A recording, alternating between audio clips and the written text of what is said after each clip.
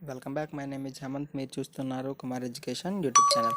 ఈరోజు వీడియోలో మనం ఎడ్యుకేషన్ సంబంధించినటువంటి కొన్ని లేటెస్ట్ అప్డేట్స్ అనేవి అయితే రావడం జరిగింది. అది ఏంటి అంటే మనకు దేశవ్యాప్తంగా అయితే ఐటీలు, ఎన్ఐటీ, త్రిపుల్ ఐటీలతో పాటు కొన్ని కేంద్ర ప్రభుత్వ ఆర్థిక సహకారంతో అయితే నడిచేటువంటి మరికొన్ని సాంకేతిక విద్యా సంస్థలను బీఈ, బీటెక్ వంటి సీట్ల భర్తీకి అయితే జాయింట్ అలోకేషన్ అథారిటీ అనేది ఒక షెడ్యూల్ని అయితే ప్రకటించడం జరిగింది.